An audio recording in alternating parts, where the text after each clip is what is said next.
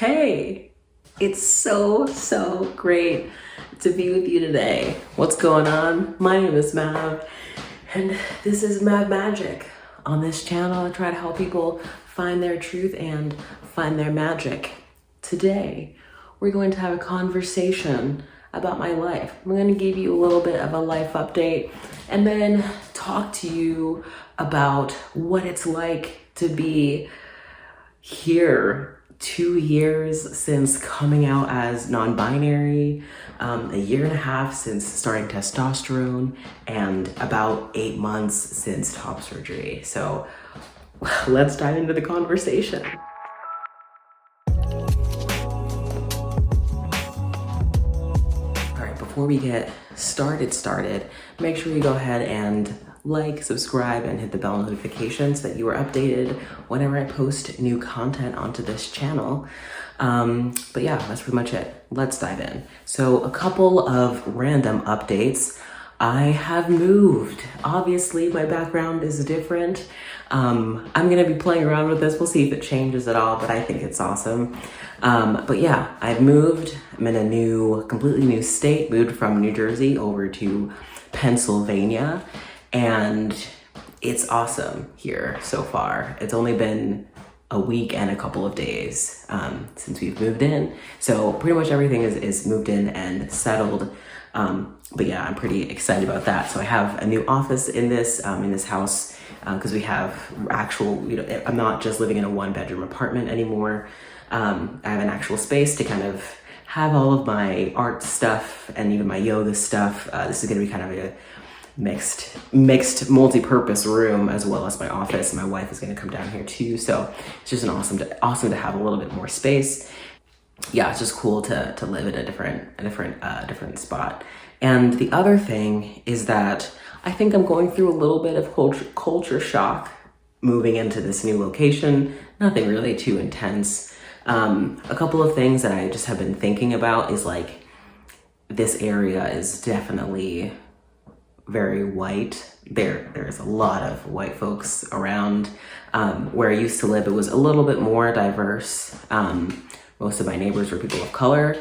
And here, most of my neighbors are white. So I'm sure that might take a little bit of time for me to feel adjusted. I notice it like when I walk into stores and things like that, there's significantly less people of color around in general.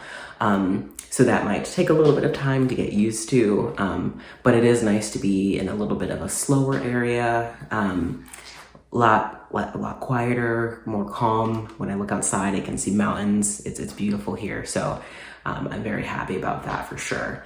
And the other thing I wanted to mention is that like, if you are into manifestation or anything like that, I definitely feel like this entire move was something that we manifested, especially if you were kind of there behind the scenes, seeing how tricky some of this stuff was and how stuff literally just fell together, right place at the right time. It was amazing. And if you're like into like synchronicity or like looking at like angel numbers and things like that, one of the things that was so cool was that our house number is literally an angel number, which is 222, which can kind of stand for like hope, also like harmony, because you're thinking of twos, and two is a number of, connection and things like that. And also just like being in the right place at the right time. So everything just worked out perfectly for us to move here. So I feel super awesome, like super excited, super blessed that we were able to just be in this space. But yeah, that's it in terms of moving to a new area. My next life update is something that I think most of you probably know, but I don't know if I've actually talked about it in a video like this specifically, but I'm a life coach. I'm in the process of finishing up my certification. And obviously my previous job was as a therapist, and moving over to life coaching is very similar in terms of like the work that I'm doing with people. But I'm able to do it in a way that is most authentic to me. And not necessarily having to like listen to the way that other people think that treatment or healing should be done. Because I did find sometimes that I would, not necessarily work super well within certain frameworks, certain clinical frameworks. Another thing that's important in terms of like life coaching and stuff is just that like this is just my life. Like my entire life I've been helping people and connecting with people and mentoring people. Even since I was like younger, like a younger kid, I was helping even younger kids than me. Like, so this is has been something that's been ingrained into it feels like it's ingrained into my DNA. So it's just so natural to me. So yeah, if you didn't know that, now you do know that. I do also offer like free discovery calls. So if you're curious about coaching, you're not really sure about what that's all about, reach out to me. There's a link in the description. Just book a session. There's just no requirements for you. So just show up and let me get to know you a little bit more, and you can get to know me and see if we're a good fit. But that's all I have to say about coaching. The last update that I wanted to give everyone is a gender update. Just talk about everything gender related. So I mentioned in the beginning of this video that it has been 2 years since I came out as non-binary. It's been 8 months, a little bit under 8 months since top surgery, and 1.5 years since starting testosterone. And wow, it has been a crazy, crazy journey. I just kind of want to talk about those 3 different things and share a little bit of an update with all of you about kind of where I'm at, what I'm feeling, gender transition, all that stuff. So starting off with the most recent thing being top surgery, I did post like I think a month or so ago just about my 7-month update and how everything's just going. I think going pretty fantastic, in my opinion. I think that the results are looking awesome. I feel awesome in my body. I feel way more like connected to my body now than I did right after I was out of surgery. Definitely the period right after getting done with surgery, like the 3 months or so after, were pretty difficult in terms of me kind of like forming a new relationship to my new chest. But right now I feel like way more like confident and connected. I think one of the main reasons why I felt disconnected from my chest was just because it was uncomfortable. And when things hurt for me, I tend to kind of like disconnect from them a little bit. So now that the pain has significantly subsided, even there was like a tender spot on the side of this right side, which barely hurts anymore when I press on it. And that's 8 months, y'all. So just letting you know that that recovery from this surgery does take quite a long time. So give yourself ample amount of time to process all of this stuff that you are feeling and experiencing. On top of all of those things, my mobility is fantastic. I can obviously do everything. I don't have any restrictions in terms of that. I feel my scars sometimes when I'm moving. I think sometimes if they're tight, that probably just means that I need to be more consistent with like moisturizing my scars and things like that. But that's, something I just need to work on. But mostly I feel like we're pretty much good in the chest department. The one other thing that I am patiently waiting for is for my nipples to turn completely brown. Right now, one of them is mostly brown with a touch of pink, and the other one has like a lot of pink to it. It's my late bloomer nipple. It's doing okay, it's trying its best, but it's gonna take a little bit longer than the other one, I can already tell. And it's been 8 months, so I'm just gonna continue to be patient and see what happens. If we get to probably the 1.5 year mark, at that point I might consider not surgically, just medically tattooing them, cosmetic tattooing, I don't even know what the term is, but just to fill in the color over my nipples and maybe even tattoo my scars if I want to reduce the appearance of those in the future as well. So that's pretty much top surgery. Feel free to ask me any questions about that in the comments below, or on any of my other platforms. So now I want to talk a little bit about my 1.5 year journey being on testosterone. It's a little bit under 1.5 years, gonna be completely honest, but it's close enough to just say 1.5 years. Man, I'll start off with saying that I feel more connected to myself in general. Being on testosterone, it feels more authentic to me. It feels really, really good in general. So it's definitely something that I want to continue to do.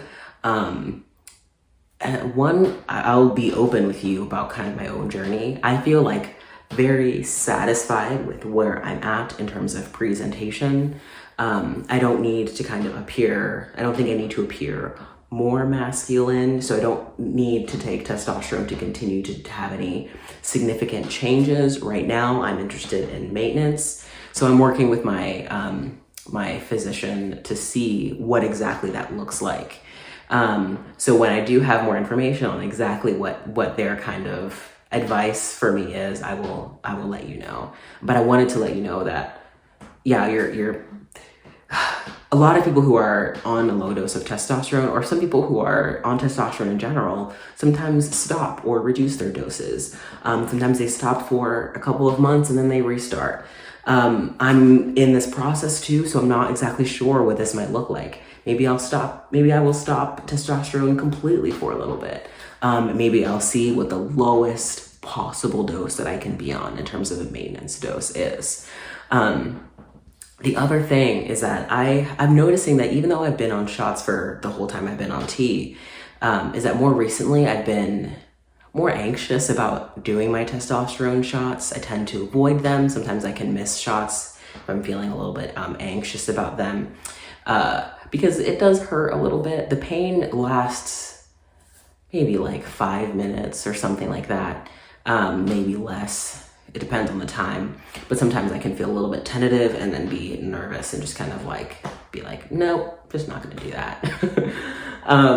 But so I might switch to gel or something like that. I'm not sure. I'm being very open about my thought process about this whole thing with you right now. But yeah, like in terms of changes with my body, definitely have broadened out in my like chest area. I think I feel a little bit more like fuller in the way my frame is. I just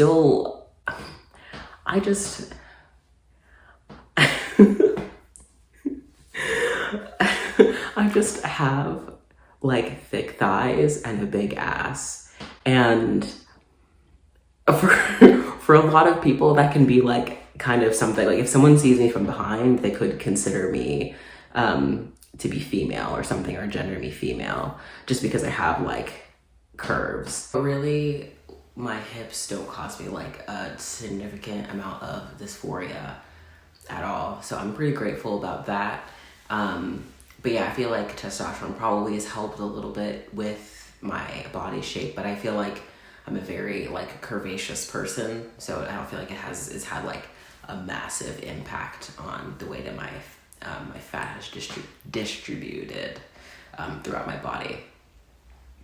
But I can tell that I feel like I carry more weight towards my front. I don't know. So I feel like there are some differences, but not like a ton of differences. I'm trying to think if there's anything. Oh, the other thing about testosterone. So there's so many things that I have loved about it, but one thing that's been a little bit frustrating / annoying, but I can't even really blame testosterone like 100%, is facial hair. And I can probably be more upset at my genetics than I can at testosterone itself, because of course it'll cause facial hair growth. But I have a hairy family. I've always been a hairy person. Even before I started transitioning and taking testosterone, I grew facial hair. I just was more consistent about removing it. And so I think that was one of the reasons why I felt connected to the idea of getting rid of facial hair. And very early on in my transition, I was like pretty consistently making sure my facial hair was cut down.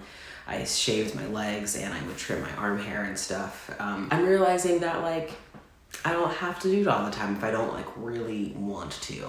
And sometimes I just felt like I needed I needed to do those things, and not that I always wanted to do them. So now I only just shave when I want to. I chose not to shave before this video so you could kind of see what it gets like at its longest. I made another video, like a short video about this a little while ago, but I haven't shaved just because we've been so busy with the move and I don't even know where the razor is right now. But I'm pretty satisfied with the fact that I have it on my face, hair on my face now. It does definitely help with misgendering. People will tend to they either will try not to use pronouns, or they'll use he and him, which feels comfortable for me. But yeah, so I'm pretty fine with what I do with my facial hair right now. Is I'll typically shave it so there's just a little bit of a shadow left. I feel like the shadow helps, I don't know, just helps me feel pretty good. If it does give me a little bit of euphoria, but when it gets too long, it feels uncomfortable. So I don't do that. And I'm pretty sure that those are all of the points that I wanted to make about my kind of testosterone journey. But I wanted lastly to talk to you about gender and how that has shifted over the past 2 years. Yeah, coming out as non-binary was such an amazing experience. It took a lot of real consideration and some struggle in terms of in my own head. But it's probably one of the most valuable things I've ever done in my life was really put effort into doing this gender work with myself. I'm going to kind of walk you through a little progression of my journey. So first I started off, it was I think it was 2 years ago in the summer. That's when I really I started identifying, well, first I understood the term non-binary, and then I started kind of using it to describe myself. And I started using she and they pronouns at first. I was almost testing the waters. And then after a little while, I realized that every time someone used she for me, it made me feel not good at all. So then I started asking people to use they, them pronouns for me. And that's what I'm using right now. And it feels really awesome. It took me a little bit to get here, but that's kind of where I'm at right now. I did mention that I feel okay with he, him pronouns, but right now it's not a pronoun that I guess I don't introduce myself with he, him pronouns yet. I might do it later. I'm not sure. We'll see. I'm very open to kind of the possibilities of how my gender presentation and how I choose to present myself to the world changes. And so after that, obviously, like I said, I started using they, them pronouns. And then I started taking testosterone. And then I got on testosterone, and a little while after that, I settled on Mav as my chosen name. And that was a really awesome experience. And then around that time was when I started reaching out to companies or doctors' offices about top surgery. And that took about 6 or 7 months for me to start kind of realizing those were the next steps that I wanted to take. And while I was kind of doing this exploration and everything, or waiting for top surgery, that was kind of what I was focused on. I was pretty secure in my non-binary identity, and I knew that I wanted top surgery, and I was kind of beginning in my transition in terms of hormones, and that felt really comfortable. After top surgery was done back in December, I think it freed up some mental space for me to consider my gender a little bit more deeply. I realized that I just was feeling very disconnected from the concept of gender at all. And I started to understand what people meant when they felt like they weren't either or in terms of gender. They were something else entirely. And either or be not man or not woman, and not on that spectrum at all, just outside of the spectrum. And that's when I started doing a little bit more research into agender identities. And that felt pretty cozy for me for a little while, and I liked identifying as agender. And one thing about my gender the way that I feel like best describes my gender is that my gender feels like a canvas, like a blank space, that I can do stuff with. Like this canvas can look different in any given day that you look at it. It can be a blank canvas. I could have painted something on it. I could have painted it blank again, and it doesn't matter. Just each day, it just kind of can be whatever it is. And so I felt like being agender helped me understand that a little bit more. But then even from there, I think there were still some more questions because I didn't feel agender all the time. Because sometimes I felt very gender. Sometimes it's hard for me to even describe like what that means. But in terms of gender, just to help you understand, like, I never feel like a woman, ever. I can't. Before I transitioned, I resonated with the term more often because I was cultured female, but I never feel like a woman at all. I rarely feel like a man. Maybe sometimes I get close to it, but not really. I do, however, oftentimes feel like a dude or a guy, a bro, if you say, but never like a man. And so like I said, sometimes I have connections with gender. So then I was questioning my agender label. Like if I have a connection to gender, I guess I'm not so agender. Then I did more research about gender labels and stuff, and there's a lot of terms that describe people who feel like their gender shifts depending on different things, and I definitely resonate with that. So the term gender fluid feels probably the most accurate, but my gender seems to move around within non-binary genders, like agender or like a demi-boy or something like that, but never like between man and woman are not really part of that fluctuation at all. So I think there's another term called agender flux. I know there's gender flux in general. There's lots of terms out there. There are so many terms about gender. It's kind of overwhelming, actually. But I'm kind of dipping my toe into it and seeing what feels good. And right now, gender fluid feels like a really nice label. So I'm gender fluid and non-binary. Yeah. This flag here. But that's pretty much like how my gender has changed. The only other thing in terms of like gender presentation that I have added to my look is I've started packing recently. I haven't like bought a specific packer or anything. I just don't think that I need it right now because I just use like socks and stuff.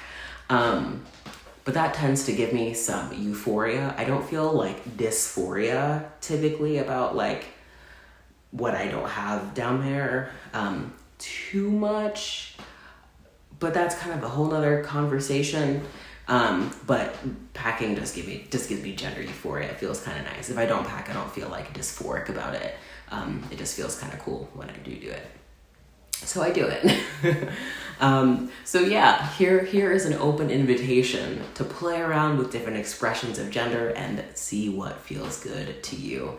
See what lights you up. See what makes you feel really excited and let that drive you. I know that oftentimes when as trans people, as gender expansive people, we can be motivated by dysphoria very often. Something doesn't feel good, so I'm going to change that. But at the same time, it's so important that we're connected to what does feel good, what does light us up, what does just make us feel excited to get out of bed and just put onto our bodies. I resonate very deeply with RuPaul when he says, we're all born naked and the rest is drag.